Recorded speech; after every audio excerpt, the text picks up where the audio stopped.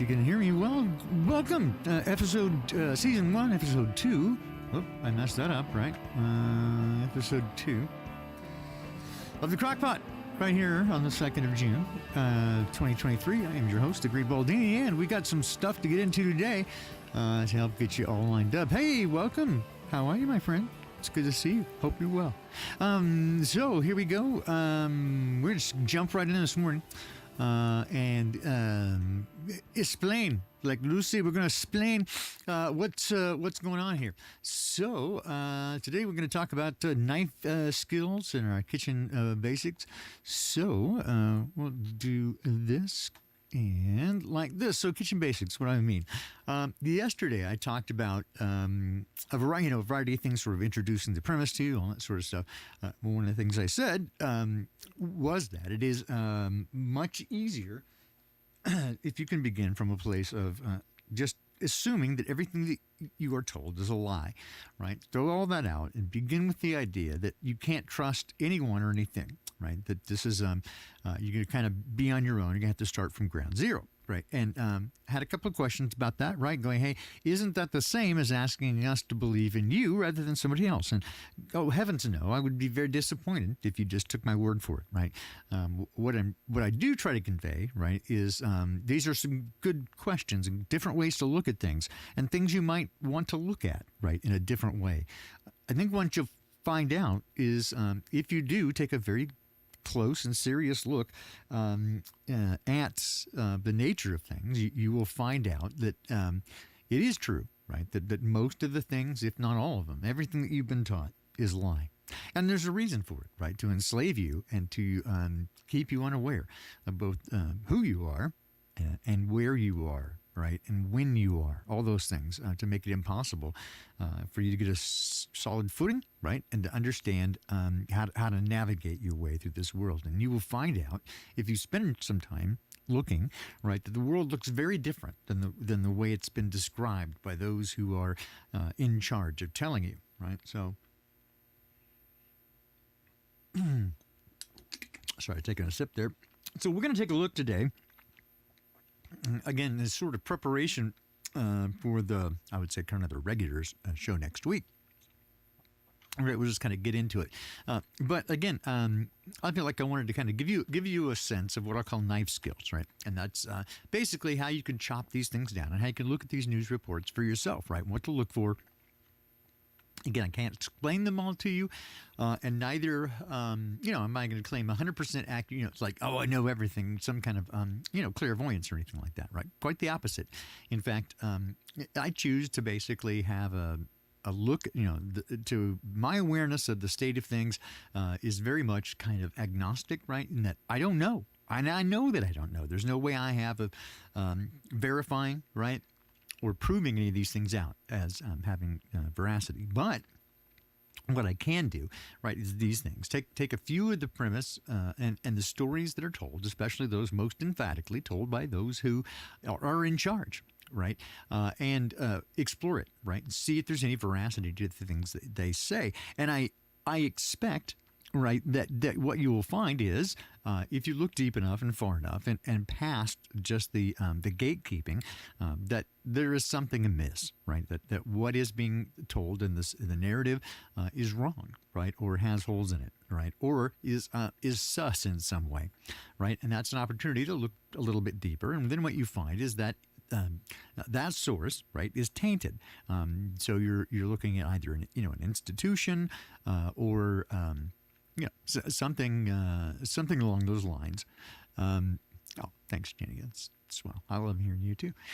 So yeah, you're looking for consistency, right? And I think if you look at any of the main sources of information, whether that be academia, religion, anti-religion, philosophy, any of that sort of stuff, ultimately you will find that it is almost exactly the opposite of what they say. That the truth is that you have been lied to, right? And that somebody, for whatever purpose, somebody for whatever reason was able to, and looks like a long, long time ago, right before we were ever born, somebody was able to hijack the whole education system, right? It looks very much like some guys, in the Catholic Church, it's called Jesuits or whatever. But hey, it doesn't matter who, because all of them serve the same master, right? The same darkness. So it doesn't matter kind of who, other than to be aware again of the fact that that source is going to be tainted, right? So be aware that every one of those sources that you look at are going to be some way tainted, and this is why I can immediately throw out what they say as having any veracity or truth whatsoever. Now, there are things that they're going to say that are true, right? Which is necessary to make any lie sell. It has to have some plausibility. If everything is a big, fantastic lie, even though some are, for example, the big COVID thing, big, huge, it was, it's a stage play. It was pure drama, theater, right? And nothing really behind it other than, they wanted you to take the thing, which now that had actual repercussion and very real outcomes, right, and very real unintended consequences for those who simply abdicated their thought process, their decision making to those who they suspected were both smarter than them, right, well educated, and probably better than them. And so that's why we get these phrases, trust the science, bro, right? So the science, trust the science. That is, I don't know, upside down and antithetical to the idea of science, which is always to test in a physical way, right? Doing scientific experiments based upon a premise, right? That's what science is, and so accepting any form of quote science in any premise or theorem, right, or natural laws, any of it, accepting it as is without challenging it, right, is antithetical to the idea of science, which is to physically challenge presumptions that are made in such a way as to give them meaning, right, and to challenge them and learn it. Is it true? And if so, what can you learn from that? And a great example of that is Maxwell and Planck's physical laws around electromagnetism. The interesting part about that is those require there to be an ether, a media in which this travels. And if you get rid of the ether, right, light has no medium in which to travel. Then you have to argue for photons, that it's a particle and a wave, right, which is ridiculous. You can actually so easily disprove this, right, by using polarized light to show that when you get 3 or more filters, you can manipulate the light and put it in such an alignment with each other that you can amplify it, right, without any other source of power. There's no way to do that other than with wave dynamics. That's it. That's the only way to do it, and you can do it very easily with light. So again, we can just say, hey, you're lying about that, right? There's no way that it is a physical object, right? And the only reason it required that is to take away the ether. Why do you have to do that? Because Einstein required it. If E, not the E equals mc squared, but his general and special relativity requires that there is no really foundation, right? That you take the person and say they could be anywhere, right? So it is right to say that the train moves past the station as that the train is standing still and the station moves past them. And that, of course, is preposterous. I mean, I suppose it's an interesting thought experiment, but it's full of crap.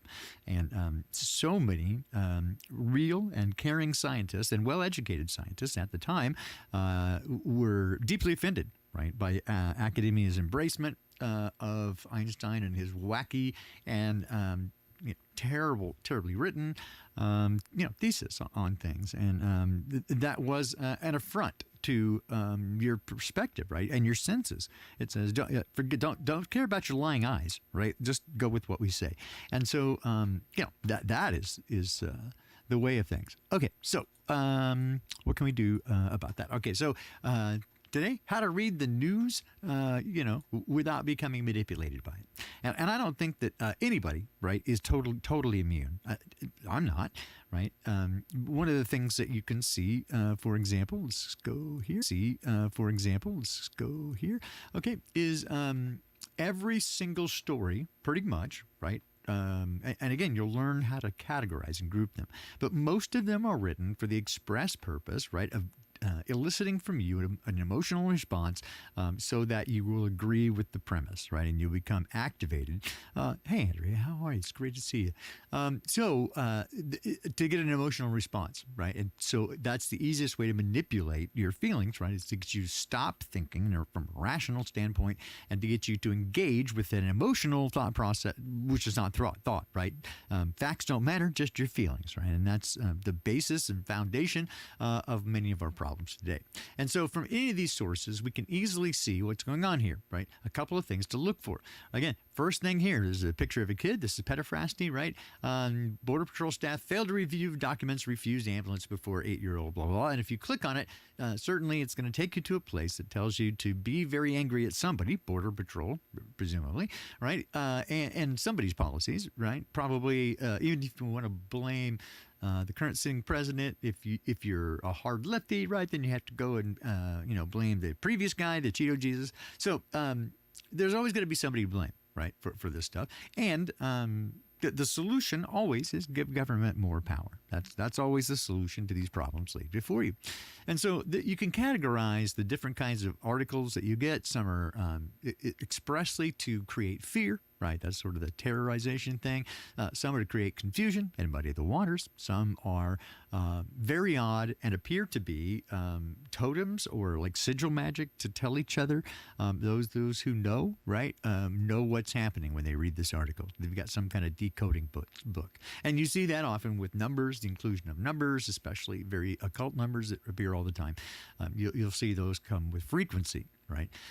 So a few things to look for. One of the things is in local news, when it comes to that, they are mostly kind of doing reporting, like what journalism was supposed to be to a certain degree, which is to report on local things that happen that you've already seen and you know is already there, and they're just going to give you some information about it, right? So so that you give veracity to and you trust the news media because, hey, look, there's a thing, and they told me that they told me about the weather, right? Except afterwards, not beforehand. The forecast is always way off. Hey, they're bad at prognosticating, right? But they'll tell you what happened today, and hey, that's the way it was today. So, hey, they told me the truth, and they wouldn't have any reason to lie, right? Because, they're just confused. So, right, when they report local news of any kind, you go, yeah, those are the things that happen, other than these other articles, which are very explicitly designed to manipulate you, right? So they just have somebody else plug it into they localize it for you in the same way that I'm sure if you've already seen, for example, the Fox News thing that they played in 2019, something like that, as a PSA. They ran it as a public service announcement, which is hilarious because the irony is just funny. Is that they would have your local Fox Nation newsreaders stand up and do a very, impassioned speech about how we need to protect our liberties and our rights. And we do this by filtering our information such that we're not listening to anybody who's lying to us, because getting misinformation and bad information in our head will give us a mind virus, right? And then we won't be ready for the next escalation and elevation, of mankind. So get on board with just saying yes, right? Resistance is futile, right? And you will be assimilated, right, into the Borg.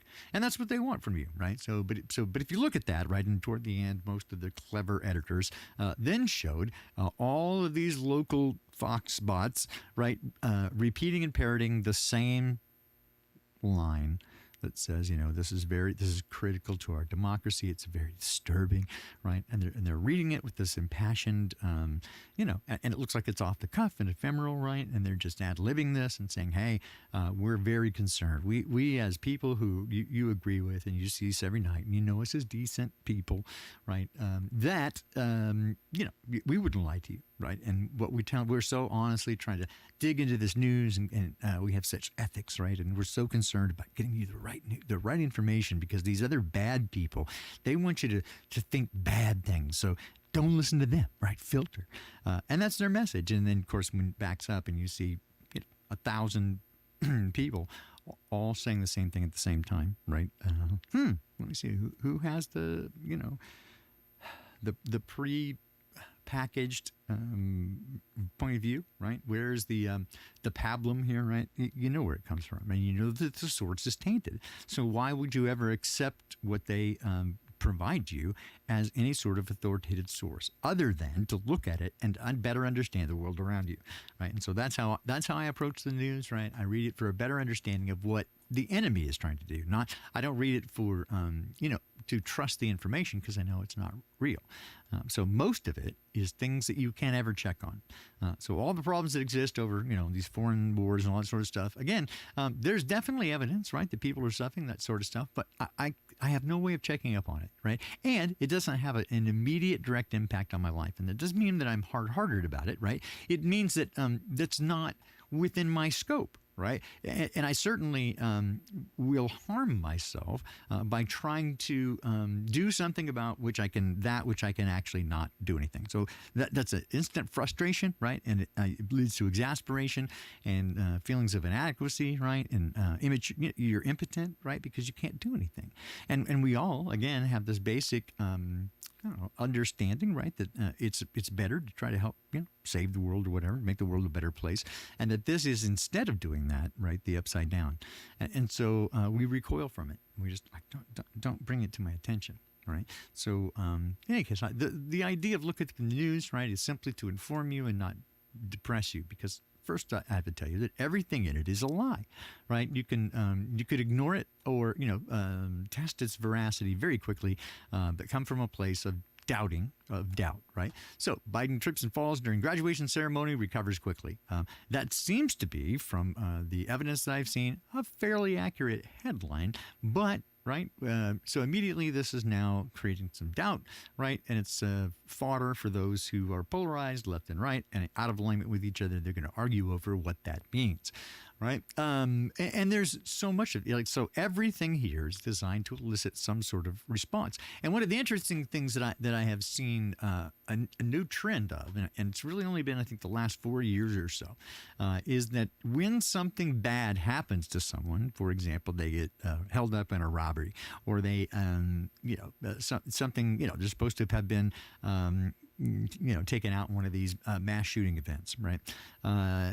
Then it's it's so weirdly presented because typically you would identify who is involved, and usually our qualifications, right, or what we tell about, if they're well known, you lead with that. Otherwise, there's a person. But now, again, in order to manipulate your feelings and get your emotions involved, now in so many cases, especially when it's a couple of bad actors have held up and attacked or murder, whatever, somebody else, they introduce the victim as like a parent, like the father of two. It's like, what is that, right? That's their title, and that goes really high up, surprisingly high up in the pyramid of the news layout. And so it's like, why is that important? What does it mean that they're, again, because they're trying to manipulate you? That's a form of pederasty, is to go, oh, it's about the children, and the children are now orphans. What do we do with the bad world, right? Like, just think about how terrible the world is, blah blah blah. And so they can turn everything into bad news, right? So again, being aware of that, and then you are very easily manipulated, because, of course, your instincts are to feel bad, right, for those who have suffered harm. One of the better ways I found to do this, right, knowing your enemy, I just know how they behave. I understand what stage magic is, and I understand the nature of the con game. Right, and that's what most of this is, right? The stage magic provides illusion. It's all about misdirection. Hey, look over here. Don't look here, right? And so when you're looking at what they want you to look at, they can do a whole bunch of stuff over here that you're not paying attention to. That's the basis of stage magic, and that's what all spying, right? When it comes to active spycraft, that's primarily what it is misdirection, right? And to give a different meaning to their actions. So if you put their actions in a different context, it has very different meaning And so it can be justified, right, and get them off the hook when it comes to their action. But again, if you know your enemy, this is where the tinfoil hat comes in, right? And when you start going, oh, the Jesuits did this, and the small hats did that, and these people did this, all right, and they immediately default now, because it's been several generations pushed real hard, right? The CIA weaponization of the idea of the trope of the conspiracy theorist, someone who is nuts, and they are eager to fall down any rabbit hole, no matter how ridiculous, and come out the other side with super crazy, a lot of manic energy, the smoking, he's smoking, and he's got the chart up, or all the the layout with the strings on his wall. That's what we're given, the trope, and the crazy people not to be trusted because they're nutters, right? They're paranoid nutters who see things that aren't there. They suffer from pareidolia mostly. So that is the trope that we're given, and there's one particularly interesting one, Barney Miller. If you're not aware of it, there's a TV show from the 1970s called Barney Miller. It was on for a number of years, and a well-respected show. And in this, one of the guys, so it gets arrested, right, for protesting the Rockefellers and the New World Order. And he says, oh, the New World Order is bad. Don't you know if they're coming, then they want one world government, right, and to get rid of all the sovereignty, right, and all this sort of stuff. And they look at him, of course, like he's nuts, and they treat him like he's a nutter. And that's really the whole episode, is this guy, right, literally tells the truth. They put it right out in front of you and go, hey, this is what the Rockefellers have in mind, right? These are the evil things that they're doing. So they tell you, and they go, huh, what a nutter, right? Just lock him up, put him in a psycho bin, right? Because he's crazy. And that's what was shown on TV. So again, programming, it's there. All right. So I guess I did these in reverse order, but know when the source is tainted. All you have to do is really look at the source and see, are they qualified? Are they telling you the truth? And if you can find them delivering you compromised information even one time, right, then you know that they're compromised, even if they're not aware of it, right? So there can be the true believer, right, or those who don't know otherwise. So for example, your college professor, even with a PhD, right, all they did was say yes, just like you do all the way through school. Just say yes to what and repeat back whatever they say. Give them, they tell you how it is, and you summarize it and spit it back to them. And if you use a decent amount of spelling and grammar, right, and something interesting to tell the teacher that you like them, you can advance very quickly in academia, right? And publish or die. Just put together the quickest piece of crap that you can, get it published, right? Get on tenure track, and that's what you need to do. And so at that point, now you're on tenure track, right? So you can't say or do anything that will compromise in any way, right, or bring any risk to your getting tenure, because if that happens, right, you won't work anywhere. So you got to get tenure at your first place, right? That means publish or die, and that means to simply repeat and try to make your advisor, right, happy. So you develop your PhD or your master's thesis specific to your advisor, right, so that they will sign off on it and peer present it, and then everybody nods, and then you get your mortar cap. It's just that simple. So now what you've done is become mentally a slave to them, and you can never get outside what they gave you. You can never look anywhere else, right, or even suggest that what they taught you isn't absolutely right, and the truth in every way, because then you'll be pariah, right, and kicked out, persona non grata. Boom, you're done, right? So this is why even those people who mean well, right? And so would they ever lie to you? No, you might have a great college professor, right, who's totally into English and teaches you all about, Eliot and E. Cummings, right, and all these different people who you might not have been familiar with, right, or really explain Shakespeare to you in a way that gives you a passion for English. Like, for example, my daughter, she got a passion when she got hooked on Shakespeare, right, and the works of Shakespeare, and what how incredible it is. And because it goes through pretty much all the human conditions, right, within the set of plays that he's got. And again, truth in the movies, lies in the news. It started then. You could look at every one of his plays and find hidden truths even then, right? So it's not a new thing. It's been happening for quite some time. But I digress, right? Anyway, so here's the other one here. Stop having to know everything, right? This is one I feel sidetracks so many people because, and it feels like it's something of a danger, danger to me. I feel very urgency about it because it feels to me like we are deep into, the spiritual war, not just at the beginning, right? So if you feel like you got to track everything down, yes, I'm absolutely a nerd, and I want to know it all. And I read through the dictionary as a kid, and am I okay? I don't know. I don't know. Probably not, Jenny. Jeebers, right? Yeah, I've had all kinds of neurological events happening, that sort of stuff. So if I'm talking crazy, let me know. But no, did the stream just cut? Nope, not from my end. It looks like everything is fine. So. So anyway, if you have to keep convincing yourself, right, and know everything, then it's sort of a sidetrack to you getting right in the middle of spiritual battle. If as most people say, right, that when they find some piece of truth and that we've been lied to, right, so many people realize, oh, they lied to us about our Creator as well, right, and at least gave him the opportunity, and then you find out the Creator's really good, right? So and the very definition of love, if you interact with the Creator of all things and the King of Kings and Lord of Lords, I think that's who you'll find, right?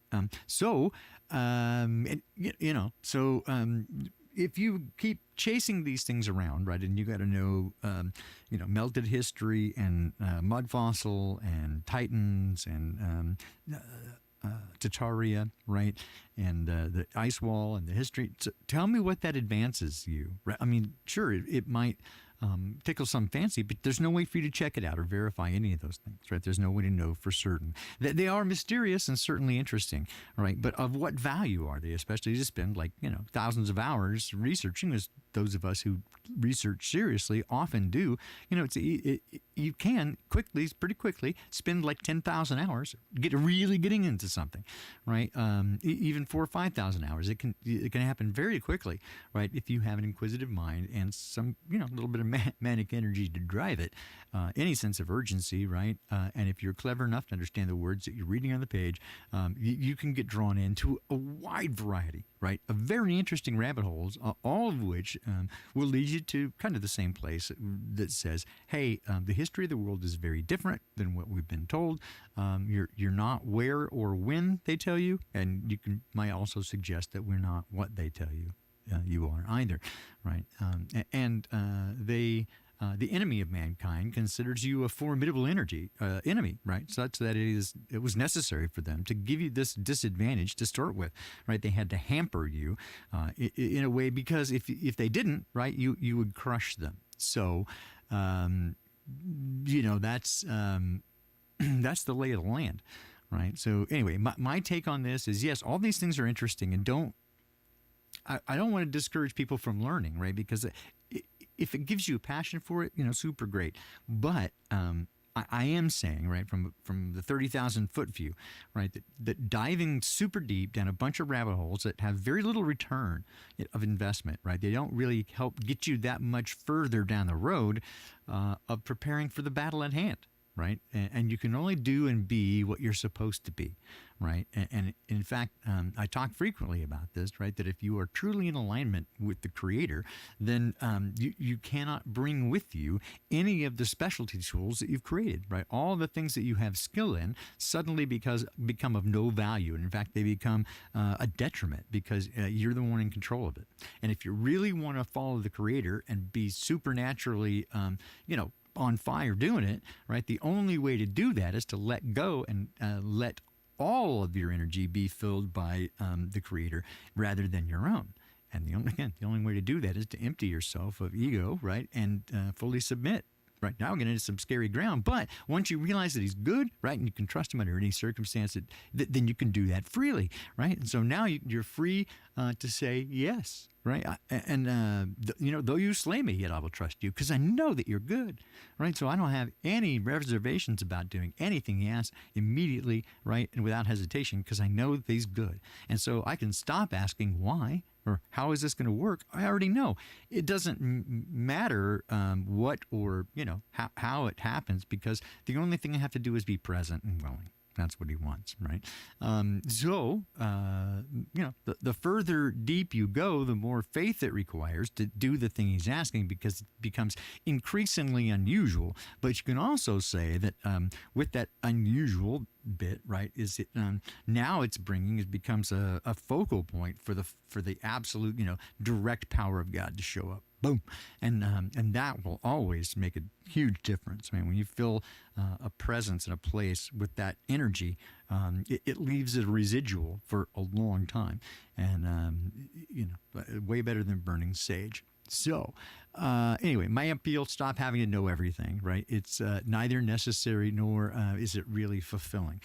Because if you can't check out and really verify, right, the things that you're looking at and studying, it's all a theory, and you have to trust somebody else and somebody else's premise, and just give one of them the nod, whichever one makes most sense to you. Because I have found that although Scripture does very clearly lay out, right, that it is the glory of God to hide a thing, right, but the glory of kings to seek it out. He wants us to be curious and interested in the world that He made. I believe that, right? But I also believe, again, you can be sidetracked, and for some people, right, very easy to fall in love with the creation instead of the Creator, and that leaves you not only unfulfilled, but all of your study didn't really help you, right? Because ultimately, the one thing that's going to help you is to have an intimate relationship with your Creator. Because after that, everything is good. Just listen to your Creator, right? You don't have to listen to me. You don't have to buy anything I have to sell. That's what I'm saying. I don't have any Kool-Aid. It's just my experience that the Creator is good. And if you and He offers, right, to test it. He's not going to send away a willing heart or a contrite spirit. Right, somebody who is hurting and in need, who calls out sincerely, not just "Hey, save me," right? Because the pride thing, but who genuinely, sincerely, right, wants to turn from their ways and to be involved in an intimate and loving relationship with their Creator. I don't think you can go wrong with that. Right? It's just because He's good. Right, and it fundamentally changes your life, and it's the only thing that I've seen that actually can change people's lives, right, from one state to another. You might get a tiny little movement, a tiny little piece, but very unlikely you're going to get the kind of quality momentum that you seek. So, with that at hand, again, what you can look at right now in the news is a lot of troubling information, both in the economy, right, is that, a bunch of people are laying off all these jobs, right, Amazon and Starbucks and all these tech companies are laying people off.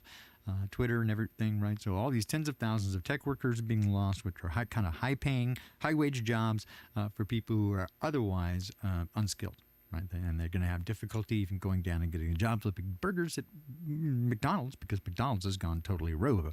So there's not even that opportunity, right? So, and whatever admin job they might have had, or mid-level. Even management, right?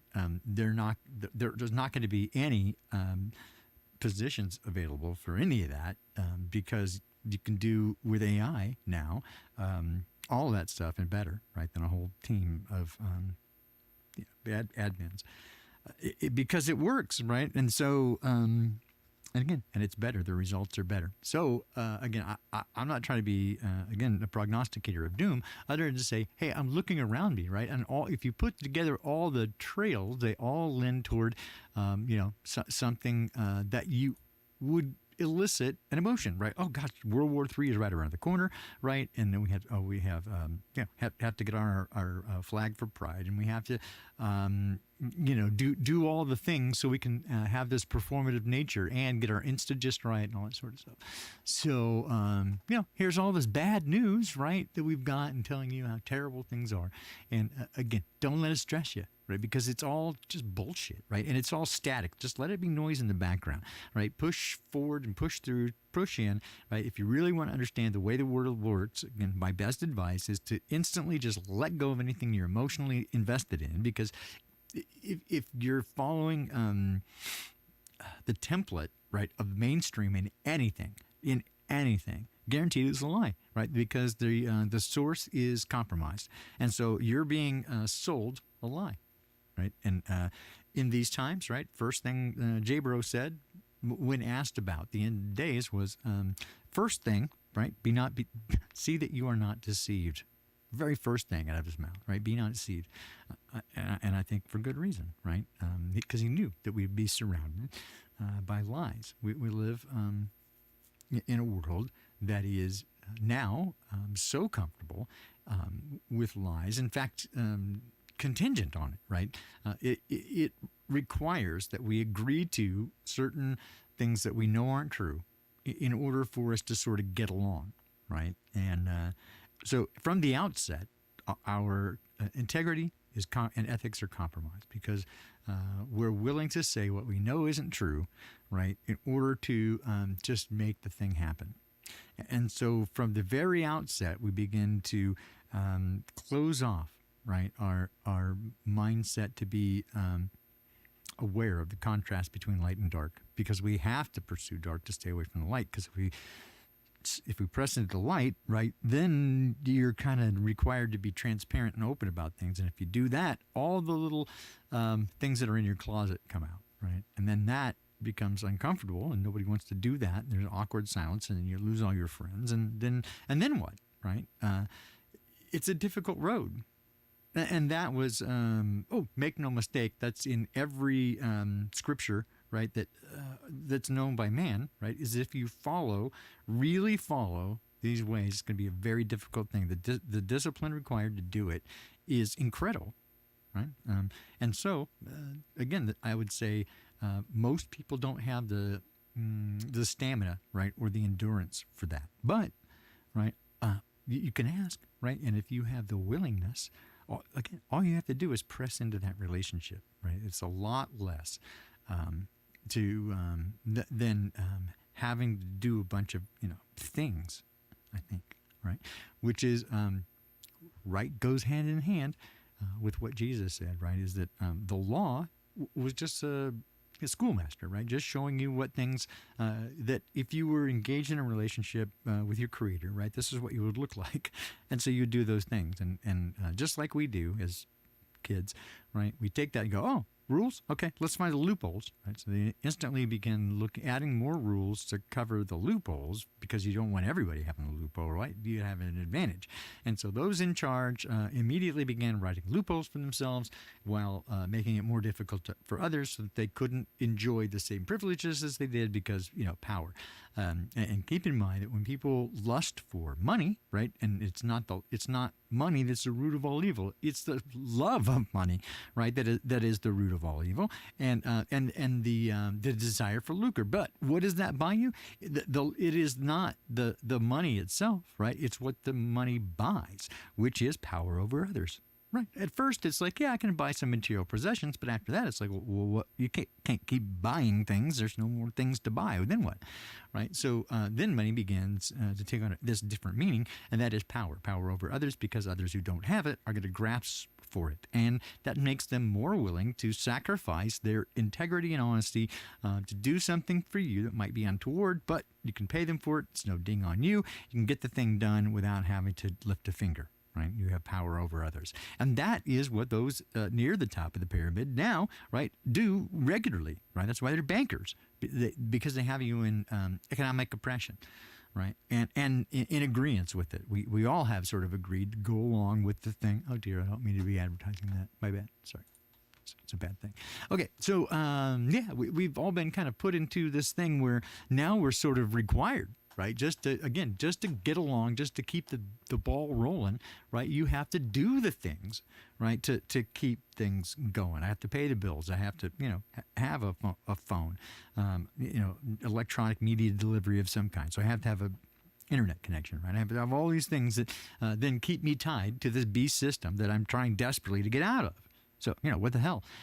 So that's ultimately, have the goal, the off-grid thing, the little hippie commune, and we'll see, what happens with this neurological disorder thing. Again, I'm trusting Dad just to work it all out, and go, hey, whatever he wants me to do, I'm willing to do that. And so that's my appeal to everybody, right, is that if you're willing, right, if you're willing to trust your Creator, right, there's a long way you can go. And we are absolutely in the midst of a battle, very pitched battle right now. And it looks to me like it's the final one because it lines up very well with all the descriptors. So we got that going, which is nice, right? But there are also some promises, right, of some help during that period of time, right? And that He will be with us, and that's always been the promise, right? He will never forsake us nor abandon us, right? He'll always be there with us. He never said it would be easy. In fact, He very clearly said this could be the hardest thing you'll ever do. Right? And Jesus, Jabro himself, right, said, if you follow me, if you truly follow the way, right, you will be cast out, right, of every organization. You'll be ostracized. You'll be persona non grata because the world hates me. And if they hate me, they're going to hate you too, right? So just be aware of it. Be ready for it. Understand it's going to happen, right? But that indicates in many ways that you're following the right path, right? Because haters going to hate, and darkness hates the light. And so when light exposes darkness, they have to, fight you because you're a threat to them. And so truth breaks the doors down of lies, right? Because lies have to be agreed to by everybody. And if you just say, no, that's not real, it's not true, this is the truth, right? And speak the truth, again, you can't make a false thing true. You can't do it. And so you have to keep lying and keep putting energy into it when the truth just is, and you can move on from it, right? And the truth is powerful, right? And again, as Jabro said, it will set you free. Because when you speak the truth, you don't have to remember anything. You just speak and go on. There's no framework you have to put it in. You don't have to justify it, right? Or redirect it or put it in context. It just is. And now you know, right, that if somebody you ask them a question and they're dissembling on it, they're backpedaling and they're not wanting to give you a solid answer, right, and you feel like, hey, something doesn't feel right here, but listen to that voice, right? Listen to your gut, because that belly brain, that gut, right, is exactly connected, to the brain. There's as many neural pathways going between your abdomen, right, as go into your brain. It's an accepted, right, physiological thing. They don't talk too much about it in allopathic medicine, because if you do, right, it could immediately, the next questions are, well, how do you make use of that? And what's the by what mechanism, right? And then you have to sort of go down the path of, well, the ether and this connectedness, and that everything is connected in this way, right? And that we are all in this vibratory realm, that everything vibrates, and we're all at similar vibrations in these quantum levels. And so when you vibrate at a similar harmonic energy as something else, then you're drawn to it, right? And there becomes a less of a obstacle.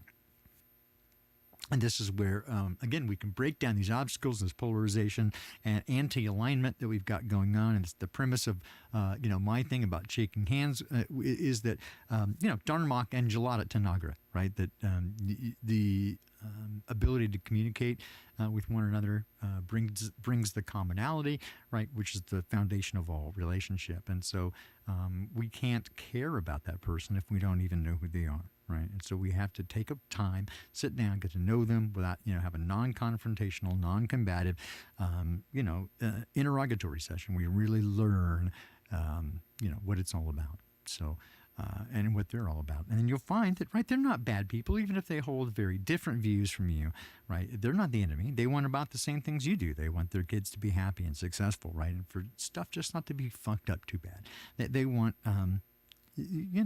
justice. And just because we have been sold different ways of accomplishing that, both probably lies, right? So why are we then acknowledging and giving our power, right, advocating our will over to our enemy, right, who only wants to kill and destroy us, by accepting their premise that our neighbor with differing views is out to get us, right?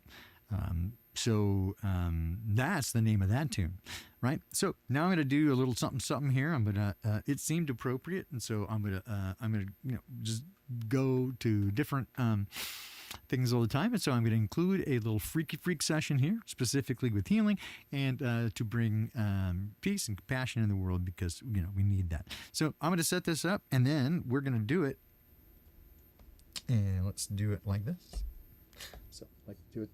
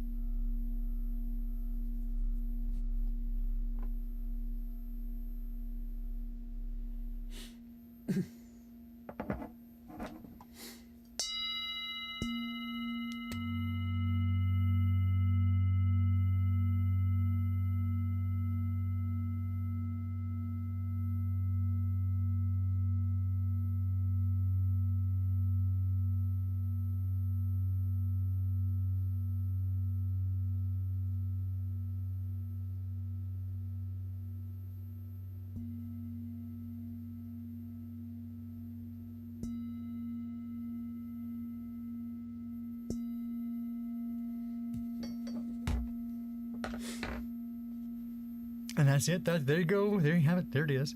A little bit of freakiness and getting those everything realigned for you. It is. It is nice. And it does an interesting, really interesting thing. If I do it every day, it does change the vibe. And so I got to remind myself, with the neurologic thing, I did kind of play around with them for a little bit, and it does do a thing. I'm not 100% certain that it's helpful, but it does. I can feel it. So I'm going to continue trying that, and lots of B13, and I've got all kinds of appointments beginning, I think, 4 days from now with the University of Utah's Neurology Center, as well as with my own medical center, and we're going to do all kinds of imaging to see if we can't figure out what in the heck is going on, and if not, find a remediation for it, at least something to slow down its progression such that I can do this busking tour this summer that I have in mind, right, which is going to be all kinds of fun, getting in a bus, driving around, meeting people, and getting you to just show up, and I'm going to make you some coffee, play some noodles, right, set up some tables so people can sit there and shake hands with each other, look at each other in the eye, have this conversation, and have a little fun while they're at it, and we can take selfies. Do whatever you want, right? It's an opportunity for us to meet, and so I'm going to try to do everything I can to facilitate that. Right now, it's a big ask for me, but I'm willing to put in the time and the effort because I believe in it. I believe in this idea that if we just turn the dial just a little bit from where it is now, that we can fundamentally change the world. We can make it a better place, right, by everybody doing just the littlest bit. All you have to do is just the tiniest little bit, just to grab your attention just for a moment, right, and go, hey, the person next to me is human too. Right. So when the troubles come, it's everybody together, right? Not every man for himself. And that's what I'm trying to get to, right? And I think it stands a viable chance. Like everybody I'm talking to and old friends I'm calling in favors from, old friends in LA and the entertainment industry, they're all saying yes, right? And not just yes, but yes, right? And it's beautiful. It's a beautiful thing to see. And again, some of them believe in it, and some of them just, they're willing to do it because I'm a whack job, which that's okay, right? Whatever it takes. I know that they're responding again from the angels of their better nature because they know that I'm sincere, legitimate, and serious, right, about this thing where I think that there's an opportunity to do this. I think it's the right time. And there's a right opportunity, right, to make something go viral. And one of the things that I'll tell you about it later, the plan. I'll fill you in. You definitely won't miss it because you know how you know how to tell if somebody's vegan. Oh, trust me, they'll tell you. They will tell you. So that's kind of my thing, right? From here on out, I will be definitely revealing the plan over and over. And I can just tell you, there's nothing there right now, but you might just bookmark it and keep coming back to check when it is. It's shakinghands.net, right? And that's going to be the basic, just the core thing, right, of what the ideas are, and probably a place there to commit, right, to the next thing, because there's always a little bit extra if you want. There's always, the extra mile, right, which is hashtag duo or do unto others, right, which is to identify a need. So not out there in the world, like make the world a better place, right? You realize it's too difficult. It's too big an ask, right? So I'm just asking, take it down to something near you, something you can tangibly touch, taste, smell. It's right there, physically, that you did it. And so when you look afterwards, you can have pride in it and go, hey, I did that thing, right? So now identify a need for somebody who needs a thing, and they can never pay you back, right? Materially or money, or there's no way that they can pay you back. And do this thing for them, right? And you will find, I think, right, because it's been my experience, these results, right? First, it's the biggest hit of dopamine you've ever had. It's a drug that you will never not want once you've experienced it, because it changes people's lives, right? And not because of the act of service itself. Usually it's just because they mattered to somebody. right? That somebody took the time to identify that they had a need and then fill it. And it makes them feel like they mean something, right? That they're not insignificant to the world, right? And that, when you taste that and you see how little it takes to change a life, you won't want to do anything else. I promise. You'll look for every opportunity, right, to do this. So what I'm afraid of, right, is creating a gap between need and those looking to fill the need. And so I'm going to try to figure out how to do sort of an interlocutor thing, right? And so maybe that's an app or something like that, like similar to Dave Weiss's flat friend finder or whatever on his app. So maybe something like that, right? Or at least based on some of that tech. I got to see if there's an API out there that's kind of pre-written. Maybe I'll get AI to do it. No, really, I'm not going to mess with AI anymore. I did enough to realize it is, to me, right? Again, anathema. It is the opportunity, right, at some point to talk to an evil spirit. Sometimes it is just AI, and other times I definitely see a consciousness behind it, and it feels like an electronic Ouija board, and I won't have it, right? I don't want that door open. Fuck those guys, right? And their minions are not fun to play with, trust me. They're not very scary to me, but I mean, it's definitely unsettling, and you just don't want to give them a cause. They will, just like everything else, they will be drawn to you and pool around you and make your life a hassle, right? So I just tend to not even really give them too much attention, right? Although I guess at some point it's going to be necessary to at least call attention to them because of all the stuff. And since I will show you the stuff in the news, again, I don't want to make it bad and depressing because some of it is, right? Like every single day I see reports where people take out their whole family and themselves because they're so broken that seems like the better option. And I can't take that. And that's part of the motivation for doing this is it's just too awful. But, right, again, the hope lies in the idea that people are fundamentally good. They want the right things. They will respond positively to something that makes a difference, right, and makes them feel like they're not impotent, and they can matter. Everyone in this world, even a coming, sort of dystopian world. It is. It's an opportunity. And I feel like it's led by Dad, right? Like at every step, there's a miracle in the way.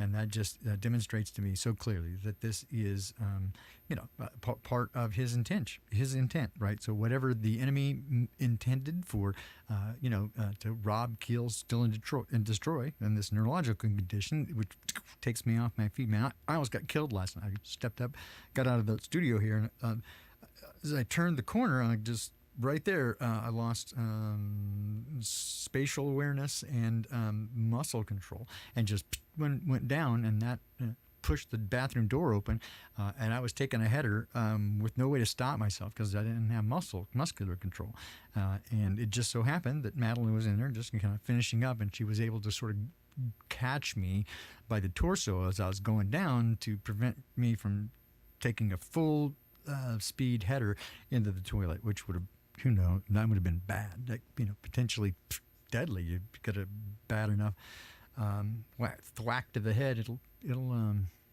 put a quick end to you. So apparently Dad's not through with me yet, so that's what happened. But I'm very badly beat up and bruised today, so I have to be very careful moving forward to be aware that I'm compromised, and until I figure out a way to mitigate that there's going to be these risks. So anyway, to that end, I'm going to wrap it up now. It is basically coming in toward the top of the hour. We'll bring the plane in for landing. I want to thank you so much for coming by, making it feel like home again.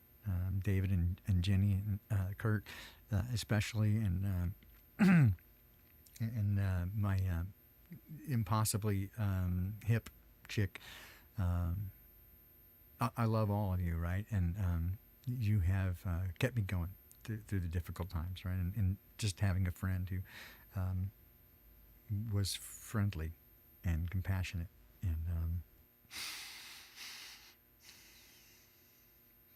did not make assumptions, right? And some of you even followed what I said. If there's some questions, right? If you have any questions about my veracity, right? Go ask Dad. I'm willing to let him tell the story because, yeah, if I could get him to lie for me, that'd be a pretty neat trick, right? So it also tells me a bit about the other person, right? Whether they have enough of a relationship with Dad to ask, and whether that's an appropriate thing they can hear, right? That tells me a great deal.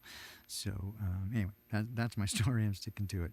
But anyway, here we go. It's going to be a wild ride, and I want you to come along with me. And there's going to be all kinds of stories from the road and shorts and that sort of stuff. Because this is it. I'm doing this full time now. You'll probably hear me start to sell merch and ask you for donations and contributions and that sort of stuff. And again, I'm not trying to take your money so much as I am just trying to push the thing forward and do what Dan asked of me, right? And previously I was always resistant to the idea of asking for money for anything other than to help other people out because I was okay, right? But things have changed. So I'm going to be